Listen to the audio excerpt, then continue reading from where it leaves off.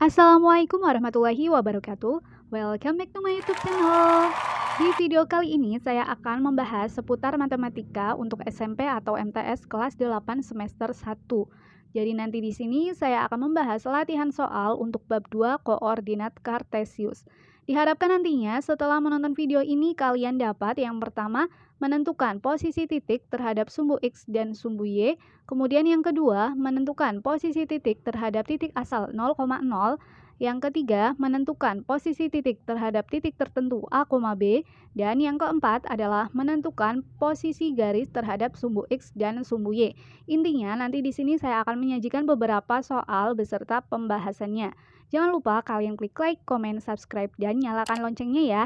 Silakan kalian berdoa terlebih dahulu supaya nanti bisa dengan mudah dalam memahami pembahasan soalnya. Selamat menyaksikan.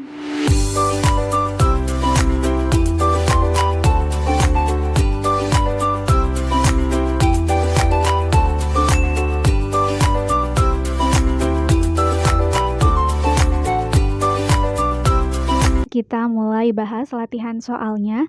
Ini soal yang pertama ya. Perhatikan bidang koordinat di samping. Nah, jadi di sini sudah ada bidang koordinatnya. Di sini ada X-nya, sumbu X ya.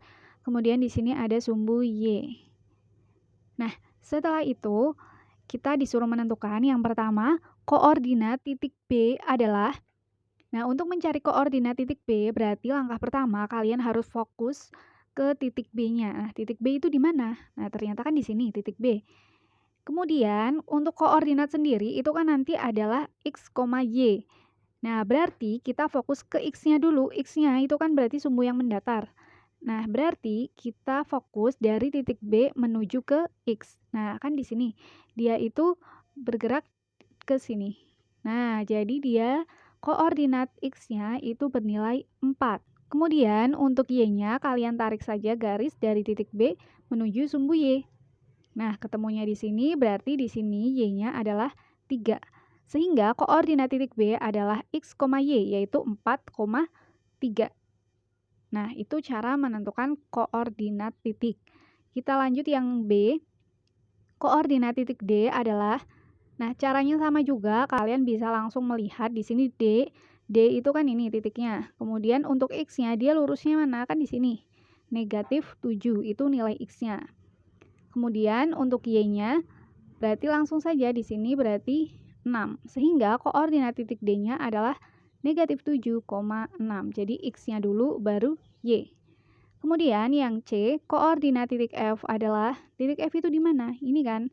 Nah, koordinatnya jangan lupa X dulu baru Y. Nah, X-nya berarti kan dia ini bernilai negatif. Kemudian Y-nya itu yang ini bernilai negatif juga. Jadi koordinatnya adalah negatif 8, negatif 6.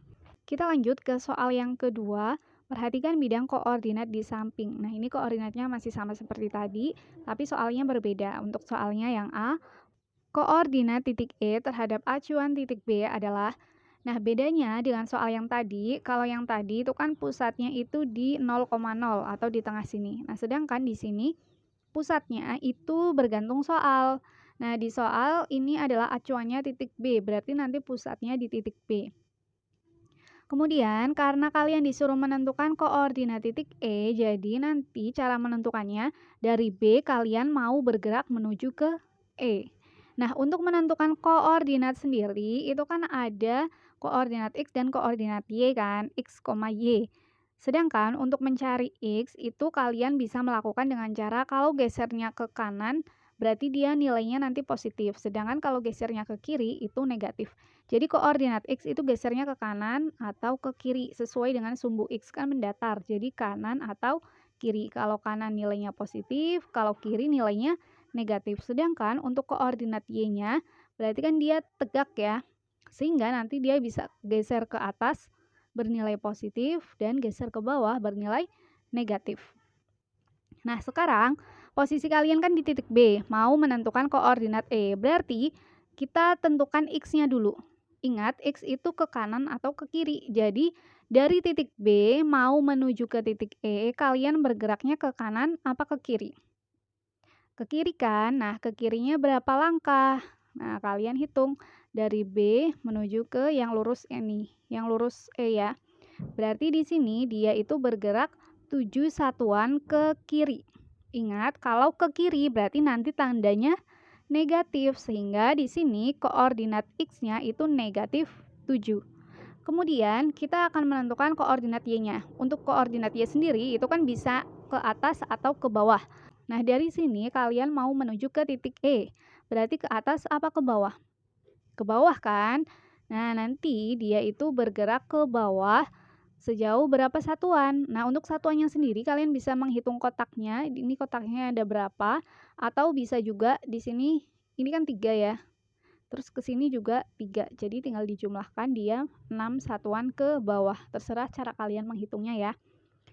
Nah, karena di sini 6 satuan ke bawah, kalau ke bawah itu kan nilainya negatif, sehingga koordinat Y-nya adalah negatif 6.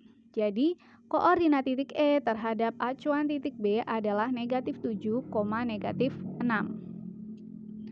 Nah, untuk selanjutnya, koordinat titik H terhadap acuan titik F. Ini caranya sama juga seperti tadi. Karena acuannya adalah titik F, berarti posisi kalian di titik F. Dan kalian mau menentukan titik H, berarti dari F menuju ke H.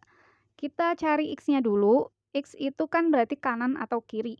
Sehingga dari F menuju ke H, dia itu bergerak ke kanan apa ke kiri?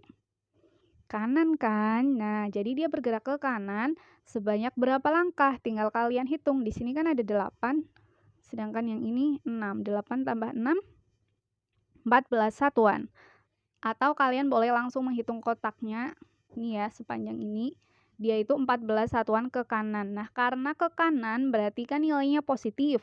Jadi hasilnya pun 14, positif ya.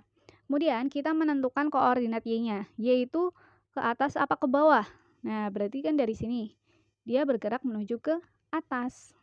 Berapa langkah? Nah, di situ 1 langkah atau 1 satuan ke atas. Karena ke atas itu kan positif. Jadi nilai koordinatnya juga positif. Sehingga koordinat titik H terhadap acuan titik F adalah 14,1.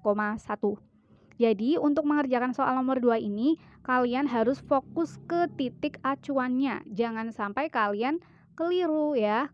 Jangan sampai juga kalian terbalik saat menentukan titik acuannya. Nggak boleh terbalik ya, karena kalau misalkan terbalik nanti hasilnya bisa salah. Kita lanjut lagi soal yang ketiga. Perhatikan bidang koordinat di samping. Nah, ini bidang koordinatnya masih sama ya. Yang A, titik-titik yang berjarak 3 satuan terhadap sumbu X adalah. Nah, kalau mau menghitung jarak, di sini kan jarak terhadap sumbu X, berarti fokus kalian di X. Nah, dari X ke titik dia yang berjarak 3 itu yang mana? Misalkan di sini dari X menuju ke D, berarti kan jaraknya ini. Dari C menuju X jaraknya ini. Dari B menuju sumbu X jaraknya ini. Dari A menuju sumbu X jaraknya ini.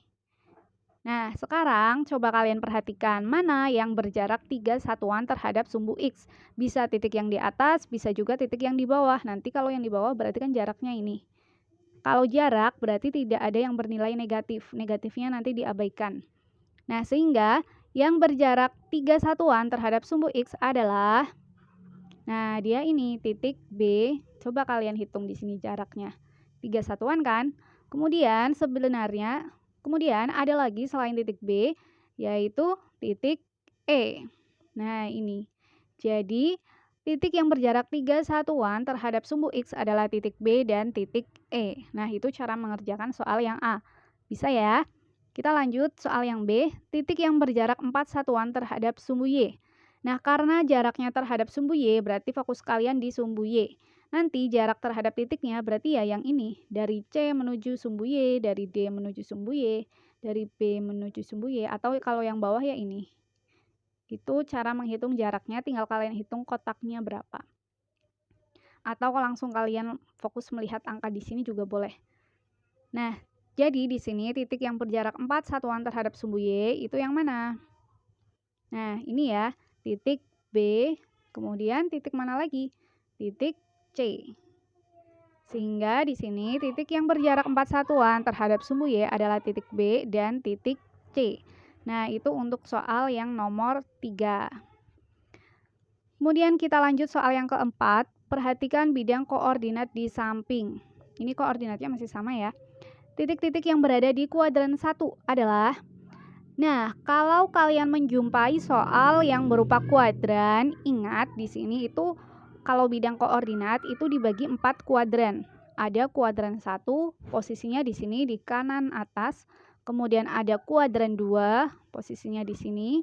Kemudian kuadran 3 di sini ya, dan terakhir kuadran 4. Jadi urut dari pojok kanan atas ini ya.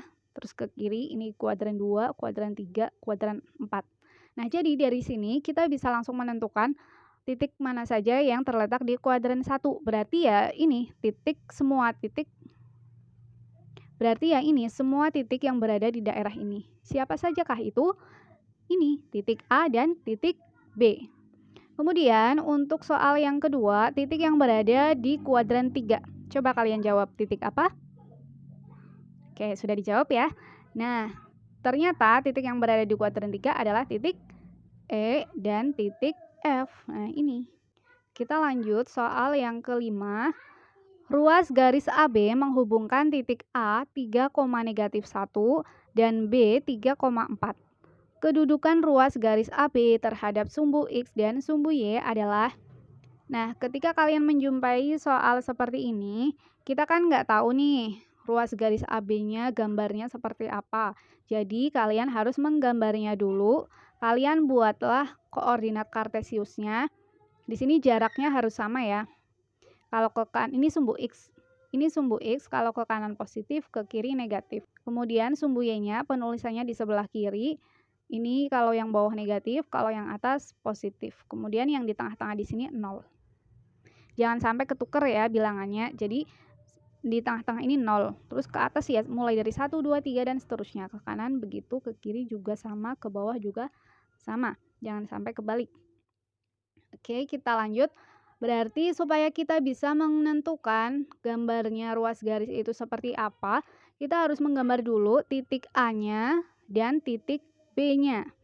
Untuk titik A sendiri, di situ kan 3,-1. Berarti kan nih koordinat X-nya 3, koordinat Y-nya -1. Langsung saja, untuk koordinat X-nya 3, berarti kita fokus ke yang mendatar ini. X kan yang mendatar.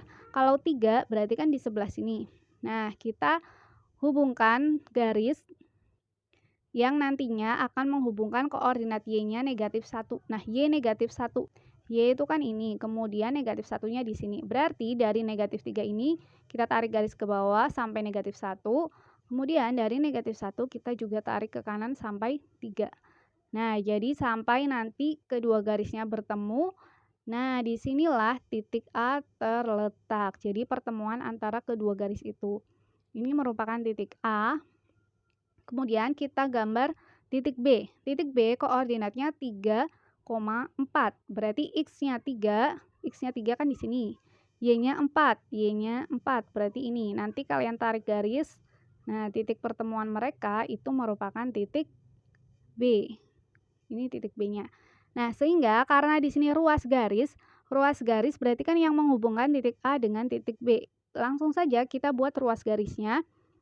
Nah, setelah ruas garisnya ketemu, kita tinggal menentukan kedudukan ruas garisnya terhadap sumbu X itu bagaimana, kemudian terhadap sumbu Y bagaimana. Nah, kalian lihat kalau terhadap sumbu X, X-nya kan ini, sumbu X-nya ini yang mendatar, sedangkan AB-nya ini. Nah, kalau kalian perhatikan di situ dia hubungannya atau kedudukannya itu saling tegak lurus. Di sini sudut yang terbentuk 90 derajat kan? Makanya ini saling tegak lurus. Nah, kemudian untuk kedudukan ruas garis AB terhadap sumbu Y-nya kan ini. Sumbu Y-nya kan ini, kemudian ruas garisnya ini. Nah, mereka garis yang saling apa? Nah, saling sejajar, benar ya. Jadi ini cara menentukan kedudukan ruas garis. Nanti ada yang sejajar, ada yang tegak lurus, ada yang berpotongan. Kalau tegak lurus berarti dia sebenarnya berpotongan, cuma sudutnya 90 derajat. Sedangkan kalau yang berpotongan itu sudutnya selain 90 derajat. Oke, kita lanjut lagi. Soal yang ke-6. Perhatikan bidang koordinat di samping. A. Jarak garis M terhadap sumbu Y. Nah, untuk menentukan jarak garis sebenarnya hampir sama seperti jarak titik. Yang penting kita fokus aja ke garisnya mana. Di sini kan garis M dengan sumbu X. Ya udah kalian cari aja di sini jaraknya kan ini berarti. Nah, jaraknya berapa di sini? Ini kan dari 0 sampai negatif 5. Nah, kalau jarak itu tidak ada yang bernilai negatif, nilainya positif semua, jadi jaraknya adalah langsung saja 5. Nah, ini jaraknya 5 satuan. Kemudian yang B, jarak garis L terhadap sumbu X. Garis L-nya mana? Ini kan. Terus sumbu X-nya mana? Ini. Nah, jaraknya berarti yang ini. Kemudian nilainya adalah berapa satuan? Kalian hitung aja. Kotaknya ada berapa atau bisa langsung melihat di sini berarti dia 6 ya. Nah, jadi 6 satuan. Ini cara menentukan jarak. Kemudian koordinat titik potong garis N dan L adalah, karena yang ditanyakan koordinat titik potong, berarti kita harus menentukan dulu letak titik potongnya itu di mana. Garis N dengan L, N-nya kan ini, kemudian L-nya ini. Nah, mereka saling berpotongan di mana? Di sini kan, berarti ini yang disebut sebagai titik potong. Kemudian kita akan menentukan koordinatnya. Ingat, koordinat itu berupa X, Y. Langsung saja, X-nya berapa? X-nya kan berarti yang di sini, yang lurus dengan titiknya. Ini kan 2. Kemudian Y-nya ini lurus dengan titiknya. Berapa ini? Ini negatif kan? Jadi 2, negatif 6. Nah, itu cara yang nomor 6. Kemudian kita lanjut lagi soal yang ke-7. Diketahui segi 4K LMN dengan koordinat titik K 2, negatif 1, L-nya itu 6, negatif 1, M-nya 6,3 dan N-nya 2,3. Jika keempat titik dihubungkan, bangun datar apa yang terbentuk? Nah, kalau ada soal seperti ini, berarti kita harus menggambarnya dulu. Jadi kita gambar semua titik-titiknya, nanti kalau sudah baru kita hubungkan dengan garis dan ketemu deh itu bangunnya berbentuk apa. Jadi kita mulai dulu dari menggambar titik K ya. Untuk titik K sendiri di sini dia itu koordinatnya 2, negatif 1. Berarti X-nya 2, Y-nya negatif 1. Nah, X-nya 2 kan di sini. Y-nya negatif 1 itu di sini. Kalian tarik garis aja. Nanti titik pertemuan mereka itu sebagai titik K. Nah, ini titik K-nya 2, negatif 1. Kemudian untuk L-nya di sini X-nya 6, Y-nya negatif 1. Ya udah langsung X-nya 6 kan ini. Y-nya negatif 1. Negatif 1 ini juga kalian tarik garis. Dan titik pertemuannya itu disebut titik L, 6, negatif 1. Kemudian untuk titik M-nya, X-nya 6, Y-nya 3. Berarti X-nya kan ini 6, Y-nya 3 ini. Kalian tarik garisnya. Nah, ketemu deh di situ adalah titik M, 6,3.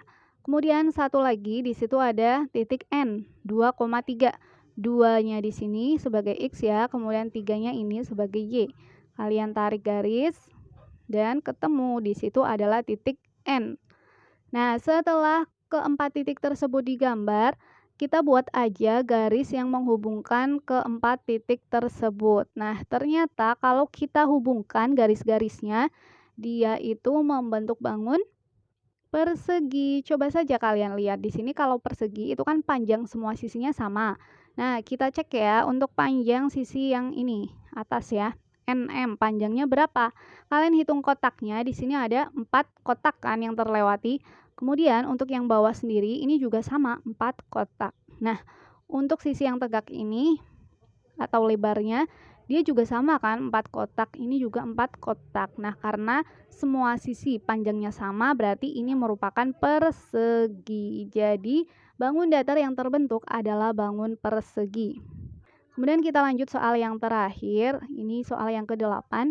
Diketahui layang-layang A, B, C, D mempunyai koordinat titik A 0,0, kemudian B-nya 4, negatif 2, dan C-nya adalah 6,0. Koordinat titik D yang sesuai adalah, nah, cara menyelesaikannya ini hampir sama seperti yang tadi, kita harus menggambar semua titiknya dulu. Ya, kita gambar dulu saja. Untuk titik A-nya itu kan 0,0, berarti ya ini dipusatkan, itu titik A. Kemudian untuk B-nya 4,-2. X-nya 4, ini kan, Y-nya -2. Berarti kalian tarik garis, nanti di situ titiknya ketemu titik B. Kemudian C-nya adalah 6,0. Berarti langsung saja X-nya 6, Y-nya 0. 0 kan berarti tetap di sini, tetap di garis ini. Jadi titiknya berada di situ, 6,0 itu titik C. Nah, di sini kan sudah kita gambar semua titiknya. Kalian disuruh menentukan koordinat titik D. Dengan catatan bangun datar yang terbentuk nanti adalah bangun layang-layang. Nah, jadi supaya mempermudah kalian dalam menentukannya, kalian hubungkan saja dulu. Di sini kan ada 3 titik, hubungkanlah dengan garis. Nah, kan bentuknya seperti ini. Karena kalian disuruh menentukan layang-layang, coba kira-kira titik D-nya itu terletak di mana supaya nanti membentuk layang-layang. Coba kalian tebak di mana. Nah, sudah ketemu ya. Jadi titik D-nya itu nanti harusnya terletak di sini. Kenapa di situ? Kalian lihat di sini dari ini kan dia bergerak ke bawah 2 ya. Nah, dari sini ke atas juga 2. Jadi nanti sama. Coba aja kita hubungkan keempat titiknya ini dengan garis. Nah, pas kan di sini gambarnya sama. Jadi inilah yang lainnya sudah terbentuk, berarti titik D-nya terletak di sini. Kemudian untuk koordinatnya langsung saja kita cari X, Y. X-nya kan berarti ini 4, Y-nya mana? Ini kan 2. Jadi koordinat titik D-nya adalah 4,2. Nah, ini cara mengerjakan latihan-latihan soal untuk koordinat kartesius.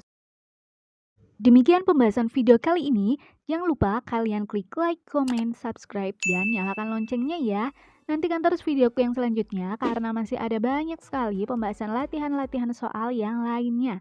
Terima kasih karena kalian sudah menyaksikan. Wassalamualaikum warahmatullahi wabarakatuh.